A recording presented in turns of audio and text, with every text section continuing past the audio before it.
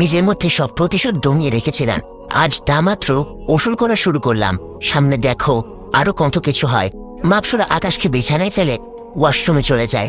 চোরে পড়ে থাকা কাপড়গুলো নিয়ে মাকসুরা নিজের রূপে ফিরে এসেছে। ওয়াশরুম থেকে বের হয়ে এসে দেখে আকাশ এখনো বই অবস্থায় পড়ে আছে। মাকসুরার কেন জানি খারাপ লাগছে। একটু আগে তার মধ্যে কোনো হিতাহিত জ্ঞান ছিল না। সে একটু আগে আকাশের সাথে কি করেছে।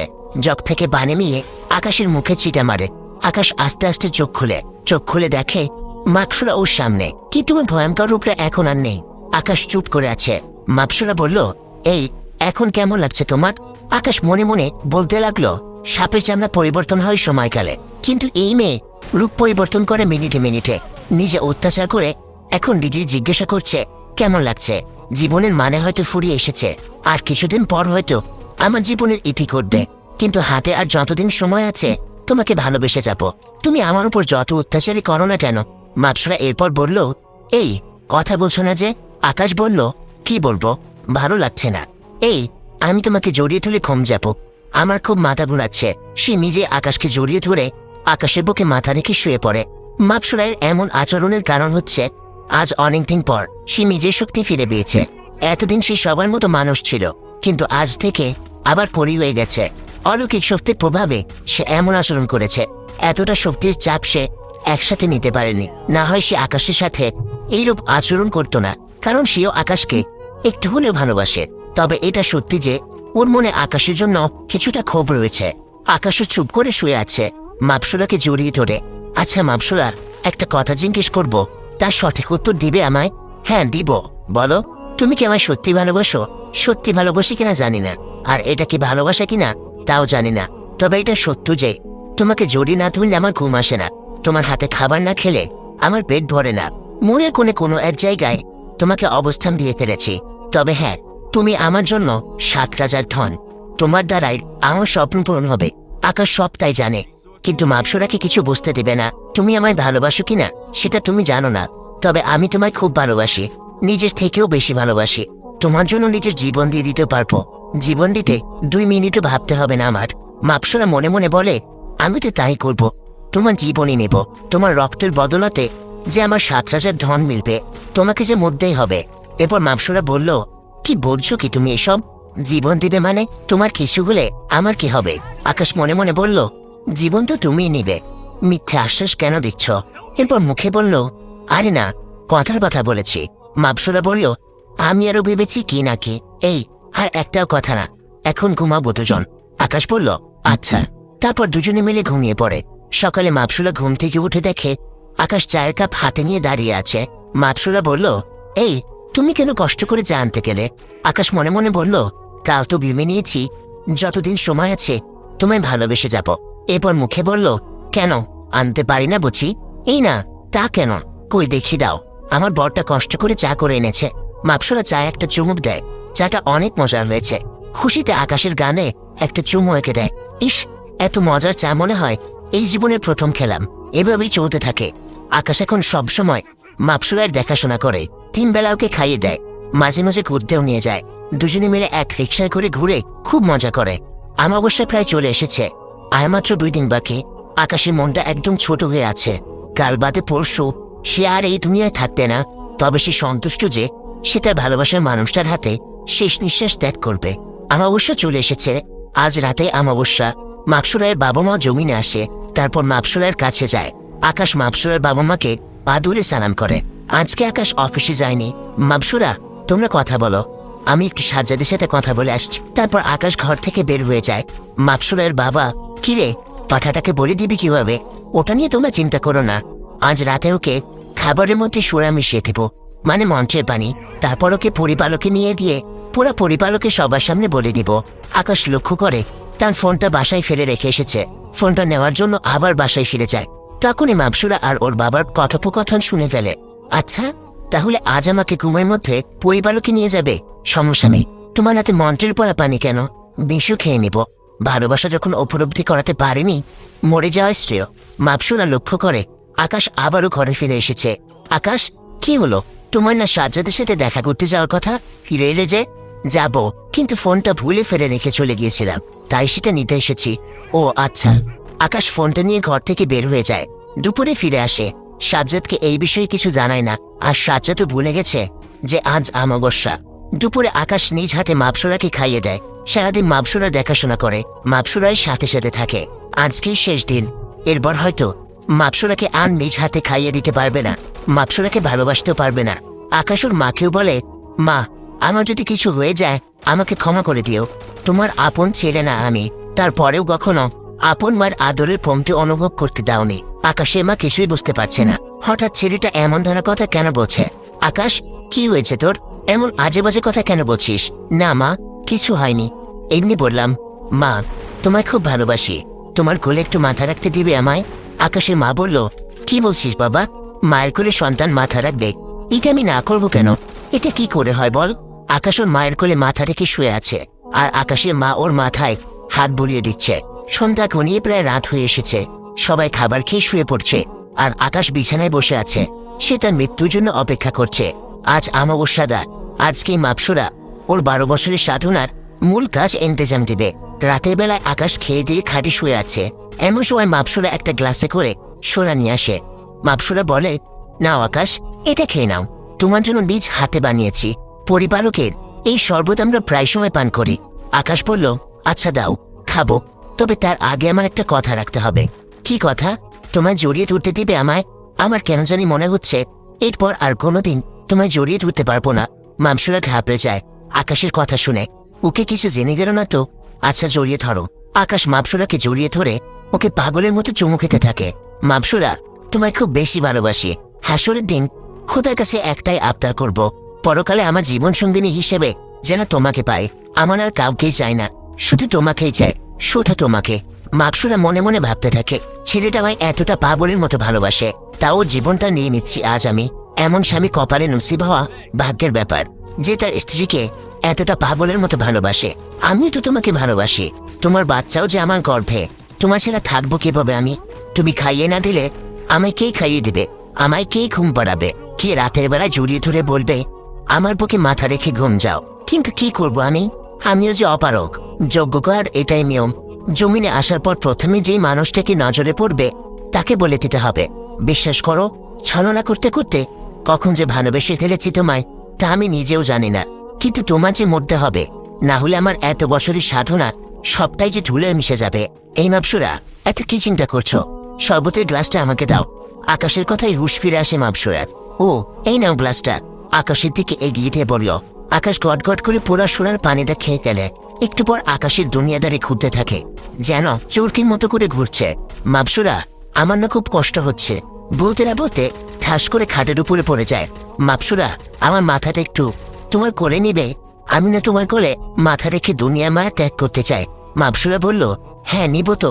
মাপসুরা আকাশের মাথাটা নিজে কোলে উঠিয়ে নেয়, আর মাপসুরা এক চোখ দিয়েও টপ টপ করে পানি বেয়ে পড়ছে। যে ছেলেটা তাকে এতটা ভালোবাসে তার জান নিতেই ব্যস্ত সে। মাপসুরা, তোমায় শেষ একটা কথা বলি, তুমি কখনো নিজেকে দোষী মনে করবে না, কারণ আমি সবটাই জানি, আর জেনে বুঝেই সবটা করেছি। আমি বহুকাল আগে জেনে গেছি। আমার কলিজাটা আমাকে বলে দিবে, না হয় ওর 12 বছরের সাধনাটা নষ্ট হয়ে যাবে। কি করে পারি বলো আমি আমার কলিজার 12 বছরের সাধনাটা নষ্ট করতে? যে আমার সৎমাটাকে নিজের আপন মায়ের মধ্যে রূপান্তর করে দিয়েছে, যে মা আমাকে 2 চোখে দেখতে পারতো না, সেই মা আমাকে নিজের আপন ছেলের মতো ভালোবাসে। যে মানুষটা আমার জন্য এত কিছু করলো, কি করে বলো এমন মানুষটার মনের আশাটা অপূর্ণ রাখি? তাই নিজ ইচ্ছাতেই তোমার জন্য নিজের জীবনটা দিয়ে দিলাম। ভালো থেকো কলিজা। বলে আকাশ চুপ হয়ে যায়। আকাশের এমন কথা শুনে মাকসুরা হাউমাউ করে কেঁদে দেয়। কি করে পারলাম আমি এমনটা করতে, যে আমাকে এতটা পাগলের মতো ভালোবাসে, যে নিজের জীবনটা দিতেও 2 মিনিট চিন্তাও করেনি। ফাঁসির আসামিদেরকে যখন শেষ ইচ্ছাটা জিজ্ঞেস করা হয় তখন দাঁড়াও বলে আমার পরিবারের সাথে দেখা করতে চায়। কিন্তু এই আকাশ এমন একজন ব্যক্তি যে মরার আগে আমার কাছে শেষ ইচ্ছা পোষণ করেছে, সে আমায় জড়িয়ে ধরতে চায়। কি করে পারলাম আমি এতটা পাষাণ হতে? মাকসুরা এমন একটা সুরাপান করিয়েছে, এরপর আকাশ আর কখনো উঠবে না। এই অবস্থায় তাকে পরিবারকে নিয়ে গিয়ে বলি দেওয়া হবে। এমন সময় মাকসুরের বাবা রুমে আসে। কিরে, কাজ হলো? সময় তো ঘনিয়ে আসছে, তাড়াতাড়ি পরিবারকে যেতে হবে আমাদের, না হয় এরপর আর পরিবারকে যেতে পারবো না। হ্যাঁ বাবা, কাজ শেষ, এখন শুধু ওকে নিয়ে গিয়ে বলি দিলে 12 বছরের সাধনার অবসান ঘটবে। বলে মাকসুরা কান্না করে দেয়। কিরে, তুই এমন কান্না করছিস কেন? তোর তো খুশি থাকার কথা, তোর এত বছরের সাধনা যে পূরণ হচ্ছে। বাবা, আমি ওকে ভালোবাসি, আর সে নিজ ইচ্ছায় জীবন দিয়েছে। সে সবটা আগে থেকেই জানতো যে আমি ওকে বলে দেব, তাও আমাকে বুঝতে দেয়নি, কিছু বলেওনি, পাগলের মতো ভালোবেসে গেছে। মারে শোন, জীবনে কিছু পেতে হলে কিছু বিসর্জন দিতে হয়। যদি ভালোই বাসতি তাহলে আগে তোর ভাবা উচিত ছিল যে ওর সাথে এমন ধারা কোনো কিছু করা ঠিক হবে না। কিন্তু এখনো কি সুরা পান করিয়ে দিয়েছিস? এখন আর কোনো কিছু বদলানো যাবে না, ওকে বলে দিতেই হবে। তারপর আকাশকে নিয়ে যাওয়া হয় পরিপালকে। আকাশের বাসার কেউ জানে না পরিপালকে আজকে পরীর ঢল নেমেছে, কারণ আজকে যজ্ঞ উৎসব। পরিপালকে আজকে মানুষ বলে দেওয়া হবে, সেই কারণে সমস্ত পরীরা একত্রিত হয়েছে। আর বিশেষ করে আজকে অমাবস্যার রাত, সমস্ত পরীরা অমাবস্যার রাতে একত্রিত হয়ে উৎসব পালন করে। আকাশকে বলির করে আটকানো হয়েছে। জল্লাদের হাতে বিশাল বড় একটা তলোয়ার। একটু পর সমস্ত কার্যক্রম শেষ করে আকাশকে বলি দেওয়া হবে। তবে অবশ্য আকাশকে বলি দেওয়ার কথা ছিল মাকসুরায়ের, কিন্তু সে দিবে না। জল্লাদকে বলা হয়েছে দেওয়ার জন্য। সবাই মন্ত্র পাঠ করছে, বাতিস্তাম বাতিস্তাম বাতিস্তাম যোদনাম। মন্ত্র পাঠ করা শেষ। যেই পণ্ডিতটা বলেছিল 12 বছর বলি দিলে অলৌকিক শক্তির অধিকারী হবে, সেও সেখানে আছে। সেই পণ্ডিতটা হাতে করে এক জাতীয় সবুজ কালারের তরল পানি নিয়ে আকাশের ঘাড়ে মেখে দেয়। তারপর জল্লাদ তার ধারালো তলোয়ারটা নিয়ে বলির কনে যায়, আর ছুরিটা হাতে নিয়ে আকাশের ঘাড় বরাবর একটা কোপ মারে। সাথে সাথে আকাশের মস্তকটা তার দেহ থেকে আলাদা হয়ে যায়। চিরচির করে রক্ত বের হচ্ছে আকাশের শরীর থেকে। দেহটা পড়ে আছে এক পাশে, মস্তকটা পড়ে আছে আরেক পাশে। দেহের দুইটা অংশ দুই দিকে ছিটিয়ে মাটিতে পড়ে আছে। এমন সময় মাবসুরায়ের পেটে পেইন শুরু হয়। আবার অন্যদিকে আকাশের বলি, সে আর সহ্য করতে না পেরে জ্ঞান হারিয়ে ফেলে। এটা দেখে মাবসুরায়ের বাবা আরো কয়েকজন মিলে ধরাধরি করে মাবসুরাকে নিয়ে গিয়ে বিছানায় শুয়ে দেয়। পণ্ডিতরা এসে মাবসুরাকে দেখে। পণ্ডিতরা নিজের অলৌকিক শক্তি ব্যবহার করে মাবসুরায়ের জ্ঞান ফিরিয়ে আনার জন্য। আর কি কারণে জ্ঞান হারিয়ে ফেলেছে তা জানার চেষ্টা করে। পণ্ডিতরা চেষ্টা করছে, কিন্তু কিছুতেই মাবসুরায়ের জ্ঞান ফিরছে না। একে একে সমস্ত পণ্ডিত চেষ্টা করে, কিন্তু কেউ সফল হচ্ছে না। এমন সময় বয়স্ক পণ্ডিতটা আসে, যে মাবসুরায়ের সাধনার কথা বলেছিল, আর সেও অলৌকিক শক্তি দিয়ে চেষ্টা করে, কিন্তু সে যা দেখতে পায় তারপরে তো সে মাথায় হাত দিয়ে বসে পড়ে। পণ্ডিতের এই অবস্থা দেখে সবাই তো পেরেশান। হায় হায়, ওনার কি হলো? সবাই তো ভয় পেয়ে যায়, কারণ উনি পরিবারকের সবচেয়ে বড় পণ্ডিত। আধ্যাত্মিক শক্তি ওনার থেকে বেশি কারো কাছে নেই। মাবসুরের বাবা বলল, পণ্ডিত মশাই, আমার মেয়ের কি হয়েছে? আমার মেয়ে উঠছে না কেন? পণ্ডিত যা বলে সবাই তো মাথায় হাত দিয়ে ফেলে। আপনার মেয়ের পেটে মানুষের বাচ্চা, আর সেই বাচ্চা ভবিষ্যৎ প্রজন্মে পরিবারকে রাজ করবে, কারণ মাবসুরায়ের সাধনার সকল শক্তি এই বাচ্চার শরীরে ঢুকে গেছে। আর মাবসুরায় ততক্ষণ পর্যন্ত জ্ঞান ফিরবে না যতক্ষণ না আকাশ জীবিত হবে, কারণ দুনিয়ার চক্রের সাথে আপনার মেয়ের সূত্র জুড়ে গেছে। সে আর সম্পূর্ণরূপে পরি নেই। সে পরীর মতো 1000 বছরও বাঁচবে না। সে মানুষের মতো বড় হয়ে গেলে মারা যাবে। মানুষ চক্র লেগে গেছে ওর শরীরে। পণ্ডিত মশাই, কি বলছেন কেশব? আকাশকে তো বলি দেওয়া হয়ে গেছে, আর সে জীবিত না হলে আমার মেয়েরও জ্ঞান ফিরবে না। জি মহারাজ, এমনটাই হবে। পণ্ডিত মশাই, আপনি যে করে হোক আমার মেয়েকে বাঁচান। হাত জোর করে আপনার কাছে অনুরোধ করছি মহারাজ। মাবসুরাকে বাঁচাতে হলে আকাশকে আবার জীবিত হতে হবে, কিন্তু তা তো আর সম্ভব না। আমি জানি না পণ্ডিত মশাই, আপনি আমার মেয়েকে যে করেই হোক ঠিক করে দিন। দরকার হয় আকাশকে আবার পুনরায় জীবিত করুন। মহারাজ, এ কি বলছেন আপনি? পুনরায় জীবিত করা কলাবিদ্যা সে তো 1000 বছর পুরনো। আর সেই মন্ত্র যে মনি ঋষিরা বের করেছিল, তারা সেই মন্ত্রটা কোন এক গুহায় লুকিয়ে রেখেছে। সেই মন্ত্র ছাড়া পুনরায় জীবিত কিভাবে করব আমি তা জানি না। আপনি যে করেই হোক আমার মেয়েকে জীবিত করব। পণ্ডিত মশাই টেনশনে পড়ে যায়। আচ্ছা মহারাজ, আমাকে কিছুটা সময় দিন, আমি দেখছি কি করা যায়। এরপর পণ্ডিতটা সেখান থেকে চলে যায় তার 2-1 সাথীকে নিয়ে। সবাই একই স্থানে একত্র হয়ে আছে। আজ কোনো পরী তার বাসস্থানে যাবে না, কারণ আজ অমাবস্যা। তাই ঘণ্টা 3 পর পণ্ডিত তার সাথীদেরকে নিয়ে ফিরে আসে। সবাই তো অবাক চোখে পণ্ডিতের দিকে চেয়ে আছে, কি করবে উনি এখন? তারপর বড় পণ্ডিত সকলকে উদ্দেশ্য করে বলে, আমরা যেখানে দুর্গ করব সেখানে কেউ যাবেন না, ভুলেও যাবেন না। গোল করে একটা সীমারেখা এঁকে দেয়। আকাশের মুখমণ্ডলটা আর শরীরটা নিয়ে ওই গোলের মধ্যে রাখে। আর পরিপালকের সমস্ত পণ্ডিত গোল করে বসে পড়ে। সীমারেখা বরাবর চতুর্পাশে আগুন জ্বলছে। সকল পণ্ডিতরা যজ্ঞ শুরু করে দেয় বড় পণ্ডিতের কথায়। আর সমস্ত পরিবালকের সকল পরি গোলকের বাহির থেকে তা নির্বাক চোখে দেখছে।